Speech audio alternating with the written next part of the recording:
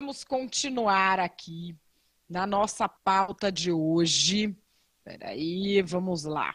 Vocês sabem, vocês que acompanham a Gazeta do Povo, vocês que são assinantes, sabem que eu já publiquei no blog A Protagonista uma análise sobre a pesquisa que foi feita em São Paulo, é uma matéria regional de São Paulo, pelo Instituto Paraná Pesquisas sobre a eleição presidencial. Vocês estão lendo em tudo quanto é canto o seguinte, que Lula e Bolsonaro têm o mesmo tamanho em São Paulo, ao contrário do que acontece em outros estados da federação. Isso é extremamente importante, por quê? Porque, pensa o seguinte, a capital de São Paulo, a cidade de São Paulo, tem mais eleitores do que 23 estados da federação. A capital sozinha. O estado de São Paulo tem 22% do eleitorado do Brasil. Ou seja, é uma fatia do eleitorado que nós temos de considerar. Mas essa pesquisa da Paraná Pesquisas revela também algo muito interessante. Os candidatos ainda não descobriram como falar com as mulheres. As mulheres de São Paulo preferem votar em ninguém. E não é assim, não sei em quem vou votar, porque a Paraná Pesquisas faz a divisão. Ela tem o não sabe e ela tem o nenhum. O nenhum, entre as mulheres, é campeoníssimo. Jair Bolsonaro é o campeão absoluto entre os homens em qualquer tipo de cenário que você coloque. Entre as mulheres, ele está em quarto lugar. Ou seja, temos sim uma clara divisão entre homens e mulheres no maior colégio eleitoral do Brasil. Coloca aí na tela, Júnior. Vamos lá. Por partes. Essa aí é a divulgação Isso. que o próprio Bolsonaro está enviando por WhatsApp. Isso. Que mostra ele ali na frente, tá vendo? O Alckmin é forte em São Paulo, ao contrário dos outros estados. Mas vocês vejam lá embaixo quem é o campeoníssimo de São Paulo? Nenhum. Nenhum. É em quem votam 1 em cada 3 paulistanos. Vamos adiante. Olha aí, esta é a primeira situação eleitoral que a gente tem, que é a situação sem Lula, com Haddad. Tá vendo? Você tem ali um blocão em empate técnico, porque a margem de erro é de 2 pontos percentuais, de nenhum Jair Bolsonaro e Geraldo Alckmin. Agora vamos ver com Lula. Vai adiante. Quando você coloca o Lula, você tirar ou pôr Lula em São Paulo não altera a situação do Bolsonaro. Tá vendo? O Bolsonaro continua praticamente igual, ele tem eleitores fiéis no estado de São Paulo. E a distribuição dos votos de Lula, ela é bastante curiosa, porque o herdeiro natural de Lula seria o Fernando Haddad.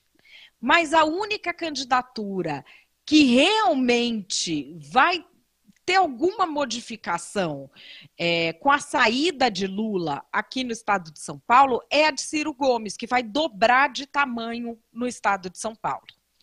Os votos de Lula vão se distribuir praticamente de forma igual entre Ciro, Alckmin e Marina e Haddad. Só que a maioria dos votos que eram de Lula, 28%, vai para nenhum. Se Lula não for candidato, os paulistas que votariam nele, 28%, preferem votar em nenhum. E o resto vai se distribuir igualmente entre Marina, Ciro Haddad e Alckmin. Alckmin recebe mais votos de Lula do que Fernando Haddad. Pois é, Brasil, vamos adiante. Aí a gente tem a diferença do voto masculino e feminino para vocês verem. Para as mulheres de São Paulo, o Bolsonaro é quarto lugar em tudo quanto é cenário. Para os homens, ele é primeiro em tudo quanto é cenário. Vai adiante. Olá. Com Lula ou sem Lula, Bolsonaro ganha para os homens e é quarto lugar para as mulheres aqui no estado de São Paulo. Tem mais uma, Júnior? Ou eu que estou confuso aqui? Encerramos com eleitorado feminino e masculino. Encerramos, então é isso. A gente tem um grande esforço nas redes, um esforço espontâneo das mulheres que votam em Jair Bolsonaro.